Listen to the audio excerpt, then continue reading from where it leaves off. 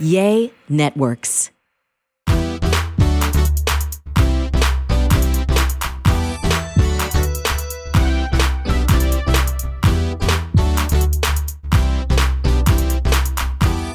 Hello, everybody, and welcome back to the Real Talk Kim podcast. I'm so excited that you're here with me.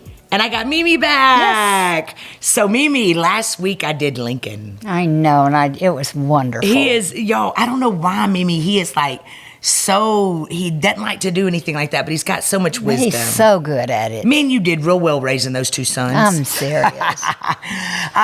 We love them, don't we? Listen, I always... So proud of them. I always think about just how thankful I am that you stepped in 2006, you and Daddy welcomed me back into your house after my 18-year marriage ended, and you've just been such a gift to my life. I remember Dad made me get rid of a cute little white Mercedes GLC 300 to get a blue Chevy granny van that I had to drive because I had the grandboys.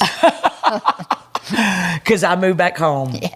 Man, were you devastated when you thought He I was just came home. He came home with the van. So, Mimi, you and Daddy were like empty nesters for years. Yeah. And then all of a sudden, I moved back at 36 years old. And we had just moved in a new home, had downsized. Oh, my God. We downsized our house, and then you bring the boys home. But thank God we still had 4 bedrooms. And man, y'all literally it disrupted your whole world for me to move in. Mm-hmm. And really, I mean, Dad began to take the kids to school every morning. Yes. Like y'all just stepped in and became co-parents with me. Mm-hmm.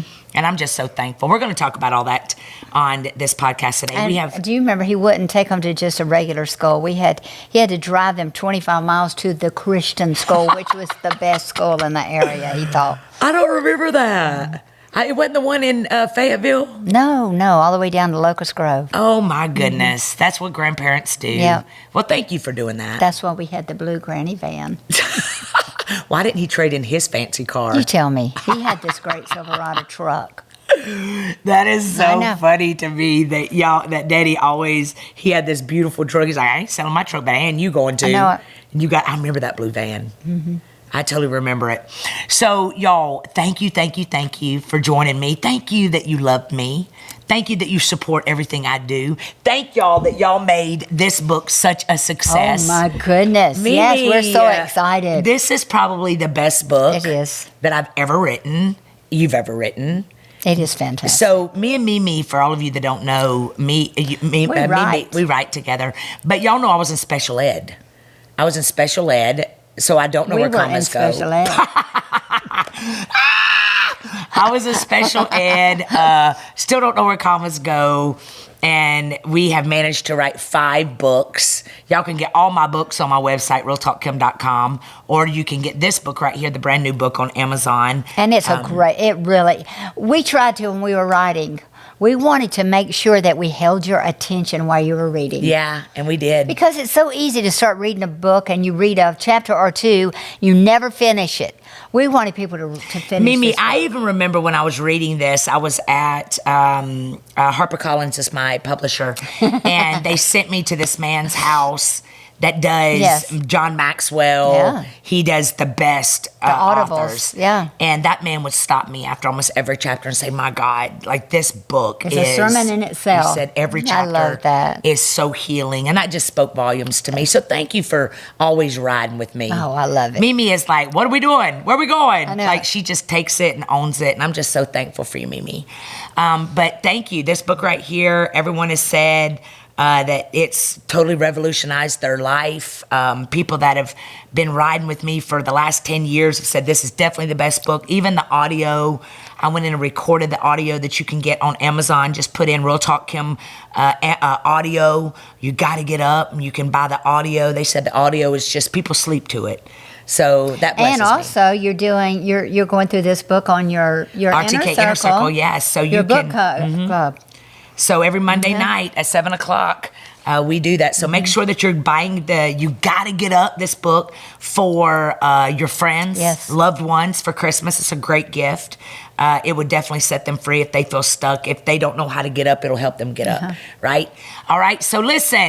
Thank you for joining us. If you do me a favor right now, push that subscribe button wherever you're watching this podcast. Make sure that you share this broadcast with somebody that you love right now. Take the time to send it to your loved ones, friends, and family.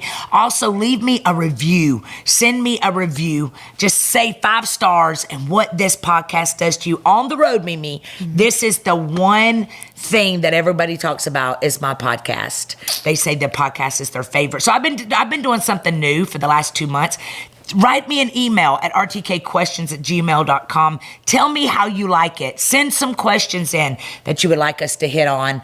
And I'm going to be bringing all kinds of guests in the next coming months, especially relaunching a lot in January 2024. So I love you so much. Go get your notepad. Go get your RTK podcast journal. Share this with somebody. And I'll meet you right back here right after the break.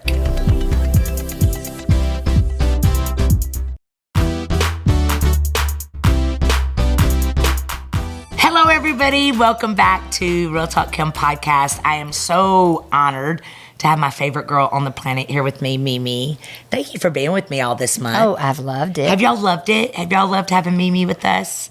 Do you remember when we used to do the dancing videos? We did the dancing videos. We did communion for a year. Yeah. Y'all don't realize this, but every single time I'm walking through a trial, or, I mean, we were dancing. Yes, we were. In those videos, getting over the death of Daddy. Yes. And so we literally, every time you see me start a new movement or challenge, it's usually for us. And so we're working through something. We're working through something. And so we did those dancing videos because we were dancing our way out of grief. Yes. And we did it. And so I'm excited that we get to share another 30 minutes today. So Mimi, we're going to go back to some of the questions that have come in. One of the questions I want to start with is, I'm learning to trust God, but why do I feel like I'm not enough for God? I'm learning to trust God, but why do I feel like I'm not enough for God?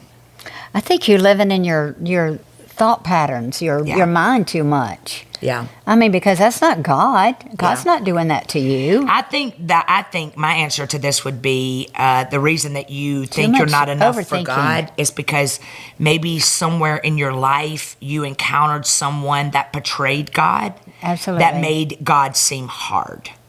Because when people walk out of your life, that's not a God nature.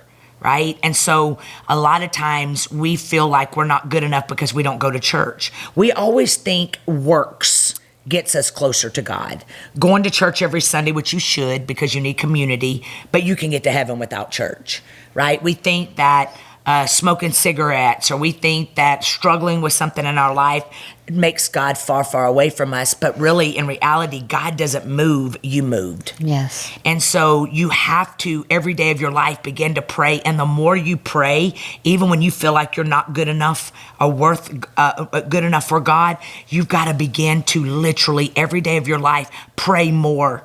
Because the more you pray, the closer you get to God. And just simple conversations. Yeah. There's not a formula for getting to God. Nope. It's just talking to Him like we're talking to each other. Just like this. Yes. I used to lay in my bed when I was struggling with unforgiveness. Yes. And I would be like, God, help me forgive. Yes. Like I was raised in a preacher's home. I should know how to do this, but I do not want to forgive them because they've hurt me too bad. Yes. And so I would just pray that, Lord, help me forgive. Help me forgive. Yes. So pray more. Stop allowing yourself. There's nothing you could do that is going to ever make God love you more, and there's nothing you could do to make Him love you less. Yes. He loves you. He is never going to leave you. In spite of you. Yes. I love that. I do too. Mimi, does it matter if I pray silently or out loud? Does God hear my prayers regardless? Oh, I think so. Absolutely. Oh, my goodness. There's so many times I do that. I am just in myself, in my spirit praying. Yeah. Because remember, we're spirit. Yeah. This flesh is dying every day, but the spirit that's who we are. I am Ann Jones' spirit, and I'm going to live forever. Yeah. Forever. I love that. And so that means, yes, the spirit prays. Yeah. I love that. So I love this question. If the woman is more advanced in the word, can the man still lead the house? Absolutely. That has nothing to do with it. Speak to that. Yes. Because you know how many women are ready to throw their husbands away because he doesn't love Jesus like them? Or she doesn't think he can pray? That is very religious. How much did you ever hear Dad pray for y'all? I used to beg him, please pray over us. And he would say, Ann, I pray all the time. Very few times he really prayed with me. And that's okay. But I prayed, he prayed. I knew he prayed. But we were not, he was not our Heavenly Father, bless my wife. Don't you think that social media has done us such an injustice, because people will put highlight reels of them praying, leaning down, praying together, and then it makes all these people that are on their own journey start thinking their spouses. That's how the enemy gets you. And it can be such a journey of legalism if you're not careful. That if you're not doing it like that person's doing it, you start comparing yourself with others, and man, that's the sin. That's the sin. Mm-hmm. And that's also where the enemy comes in and starts destroying relationships. Yes. And so, absolutely, let your husband lead. And if he's not leading the way you want him to lead, pray and fast for him. Yes. That's what women do. We are nurturers. We are prayer warriors. And if a woman can birth life, you can birth a good man without nagging him. You can love him and doing the right thing. Y'all, men are not that hard. That's what I've discovered in my divorces, is men just ain't that hard. Well, men even tell you that, don't they? Yes. That they're just very focused. Yes. We're scattered and splattered. But they're not. So stop thinking your husband's less than because he ain't praying, and start looking at how good your husband is in areas that he is good. And he may not be praying in front of you, but who knows he's not. Who knows? Yeah. Who knows if he's praying? And you can stand in the gap for y'all. You are one flesh. Yes. You can pray for y'all. You can tithe for y'all. You can stay on your face and ask God for wisdom. And you know what God will do, Mimi? Is God will even turn his heart. Yes. God will make it. If you would learn to pray instead of nag, God will shift. You know what? I think it's out of pride that we think we have to help God. See, it's pride. See, that's where pride comes in, when it can't be done unless we're involved in the equation. Yeah. But that's not even not true. God, if God could, just spit out this world, if he could just call everything into existence, can he not change a guy? Absolutely. Because you're one flesh now. When you said I do, you are one flesh. Yes. Can you have that kind of faith without thinking that you're the one in the middle doing it? Yep. Yeah. So good. Yeah. Listen to this one. As a female that wasn't pampered and was just taught to get up and be strong, how can you find your soft side? I think you should talk about that one. Whew, this was me. Uh-huh. I never had the opportunity to quit. No. You were always working, always taking care of family, and always been the breadwinner. In fact, really, your boys, they remember their dad being at home, but they don't remember you being at home because you were out there the breadwinner. Yeah. You were working all day long, all the time. Yeah. And so they had to, when they got older, had to realize the situation. And Mimi, I think I really put unfair expectations on my significant other because I was wanting my dad. Yeah, I know. And so these guys didn't have a chance. No. Because I was so broken, and I was one of those girls who would say stuff like, I need a man that can handle me. You know what I discovered in the last 5 years? If you need a man to handle you, you do not bring peace. And so what I did, because I'm a very strong woman, I'm very successful, I have lots of businesses. I even think that I came to an understanding about a year ago when I really started opening my heart. I realized that I am very successful. I make a lot of money. I'm very blessed.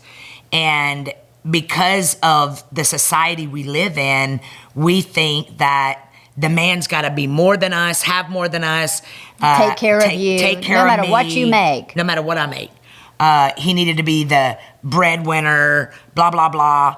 And about probably a year ago, Mimi, I had this, I was fasting. It was when I was fasting and praying. Almost a revelation, wasn't it? It was a revelation. And it was like God started speaking to me and saying, you are messing up every relationship you get in because you got this idea of the way a marriage is supposed to be because your dad took care of your mom.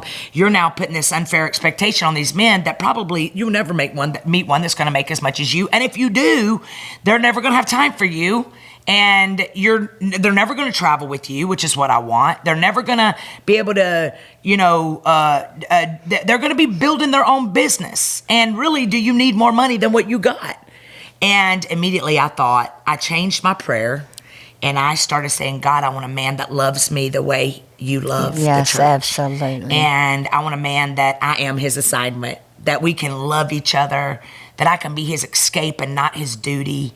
Man, I began to pray over myself, Mom, that God would make my heart soft, that I realized that I could still be a boss chick. One thing I discovered as an alpha female, when she finds out who she is, the right man come into her life, she will be like, what you want? Where she you can want? easily submit. I'm doing it. You know, I have. And submit's not a bad word. No. It doesn't mean you're bowing down and they're stomping all over you. It doesn't.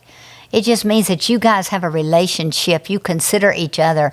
And the Bible does say for women to honor and respect the man, the husband, for the woman to, for the wife to, and it says for the husband to love his bride as Christ loved the church. Yeah. That he would lay his life down for Yeah. her. It doesn't say make $1 million and give her everything she wants. That's not I mean, the look deal. at that. Look at that. Just out of the blue, I just get a text from my sweetheart that says, did I tell you today I love you? Y'all, I'm going to tell you something. I have ran off men with my mouth. And you know it. I have. I can tell you and that. you take responsibility. Absolutely. And I can tell you after walking through divorces that you do not want to be alone. You may have been in relationship with some toxic people, but it was probably because you were toxic too, because you attract what you are and not what you That's want. right. And so today I am I pastor a church. And doing a very good I job. got men on staff Yes. with me that honor and respect you as pastor. And you know Yes. what? Because Yes. I let them be men. Yes. I don't undermine them. I celebrate them. That's what I've really learned in my life, Yes. Mimi, is to celebrate what God brings into your life. Stop picking stuff apart. Stop thinking that my husband has to be like my dad. Yes. And let this man love me. Be himself. And be himself and not Be the who cookie God cutter. created him to be. Yes. Yeah. So that's how you find your soft side. Yes. You realize you don't want to be alone. I remember, Mimi, I started dating this guy that I've been dating for the last 6 months. And the first week that we were dating, I acted out. Allowed myself to, I got a little scared because I realized, man, this dude could, he's different than anything I've ever dated. He's not in ministry. It didn't look like the cookie cutter. And I was finding myself like, nah, I can't, because you know I'm a glutton for love. And I acted out. And I remember he was the first man that sat down with me and said, let's talk about why you felt like you had to do that. Like, what made you feel like there's something in you that isn't healed that made you feel like, man, I'm going to tell you, Mimi, he handled me so beautifully that I am soft in this relationship. We never argue, and when we do, we handle it. Communication kills assumption. I always shut down when I feel scared, and he won't let me shut down. He said, let's talk through this. And so how do you find your soft side? You begin to pray over yourself. It's a deliberate thing, isn't it? It is deliberate, man. And when God brings a good one in your life, and the next question right here says, how can I stop being afraid of fear of loving again after I've been hurt? You just get intentional. I read books. Yes. You even went through deliverance. I sure did. You did some intense counseling. Yeah. And then you really started studying the Word. Yeah. Yo, I did. Yes. I went through, Mimi, I remember I went through Deliverance. Yes, you did. And I was scared to death to go through Deliverance. And it wasn't anybody we suggested. You found them. You picked it out. You were deliberate in everything you did in your journey. Because I remember, Mimi, I found out in that season because I kept going back to my son's father. Mm-hmm. You know, we were married 18 years and I was codependent on that deprivation and pain. But you adored him. I adored him. So what that had, loved it him. was love. It wasn't that love wasn't in the marriage. No, it was. It was. But one was growing and the other wasn't. Yeah. And I remember I just kept finding myself wanting to party and finding myself opening these doors. And man, I was just so unfulfilled. Toxic. And so I began to pray. And I began to ask God, I want to forgive. That was when I prayed and asked God to help me forgive. But I also began to read books on healing, like How to Heal a Heart of a Woman from Joyce Meyer, Feelings Buried Alive Never Die by Joyce Meyer. And I began to listen to podcasts of people that were where I was, people that had made it through. Because I believe God always sends a voice in your life.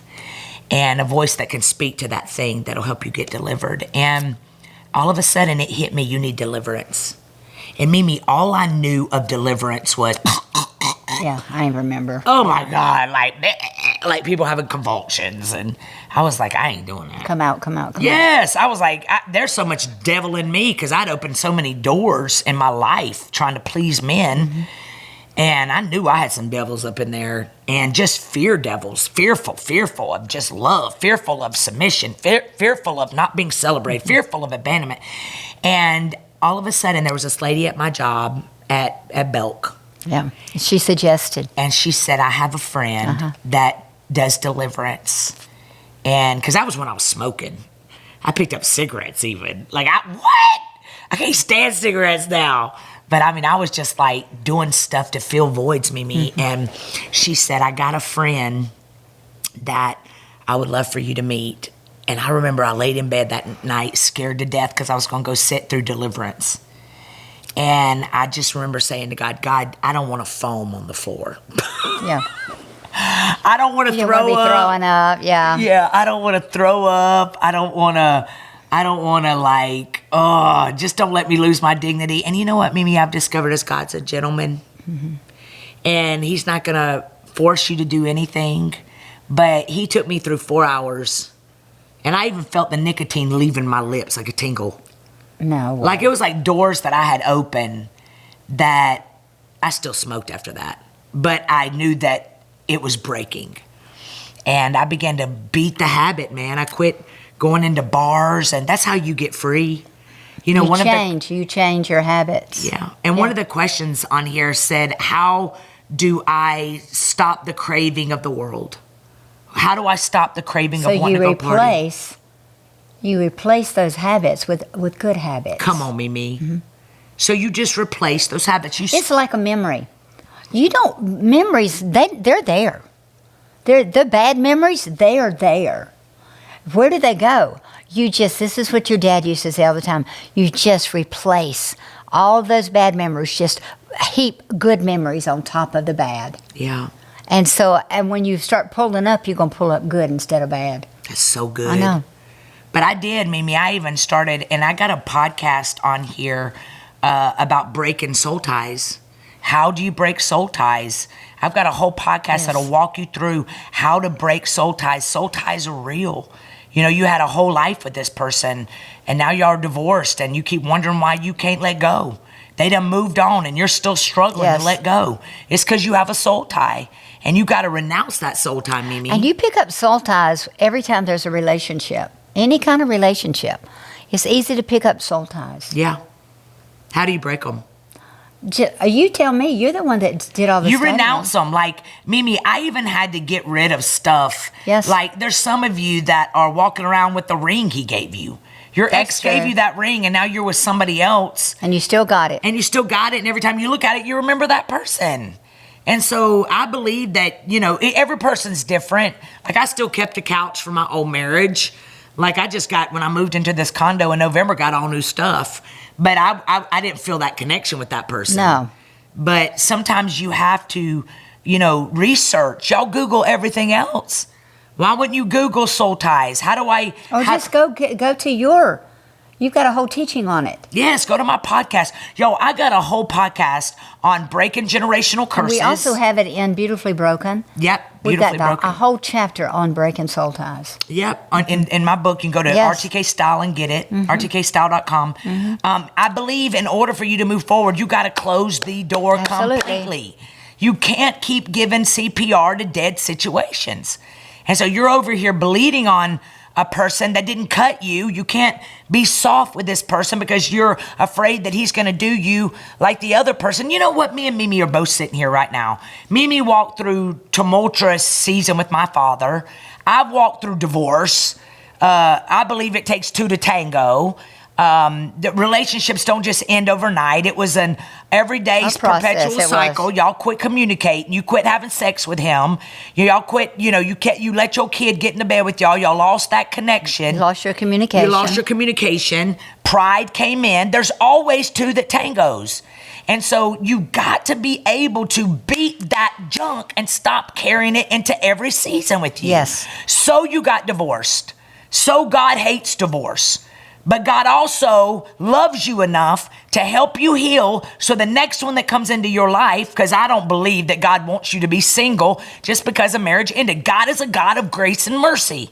God is a kind of God. He loves relationships. He loves relationships. And so he doesn't want you just to stay single because you walked through a divorce. Yes. He doesn't want you to have to reconcile with somebody that's already remarried. This is a God that forgives. He forgives the sinners. He forgives the ones that jack their lives up. And he has a propensity, Mom, to use people with the worst past to create the best futures. So how do you fix it? You get up. You get up. You tell yourself, I'm going to try love again. Close the doors. You close the doors. You close the doors and you deal with those situations as they come. Yeah. You have to deal with it to move on. Yeah. You have to. And for me, I realized that I'm about to mess up another relationship because of my mouth, because I'm afraid of someone cheating on me. I'm afraid of failure. And I had to be intentional. So every single thing in your life is intentionality. And you cannot take the name of the person that hurt you and put it on the next one. No. It's so easy to judge everybody and compare everybody by what you had.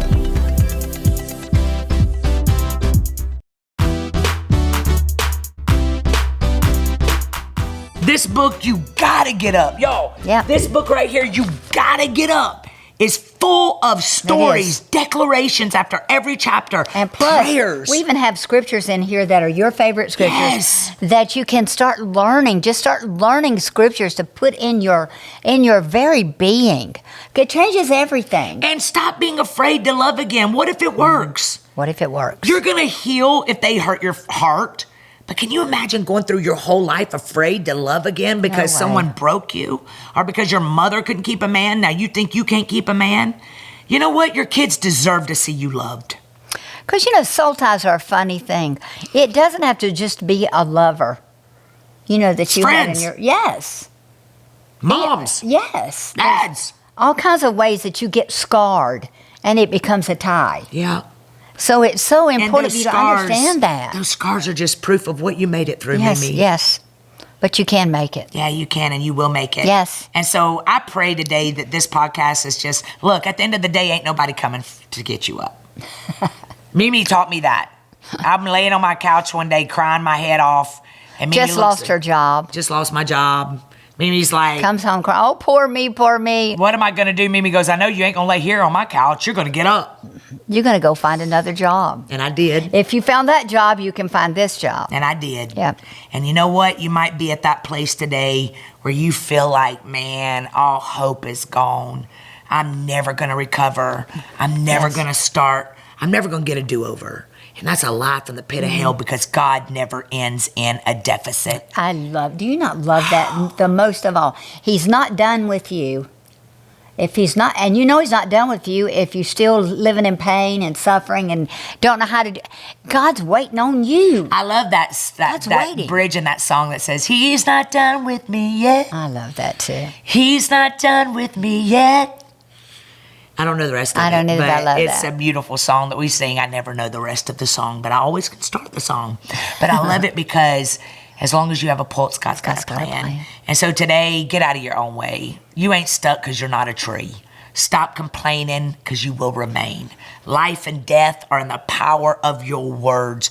It's never too late for you to get up and take your life back and live your best life. At 51 years old, y'all, I lost everything at 36. And look at you now. 36, I thought I'd never recover. And you could not see this day then. Ever.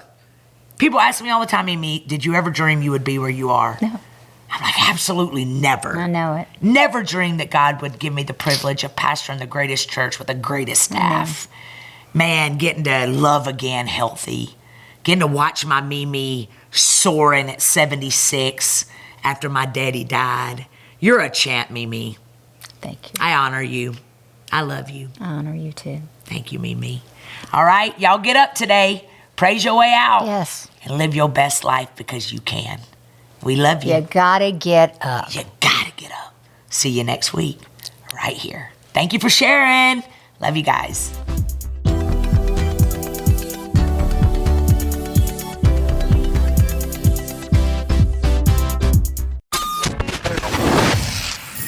Yay Networks.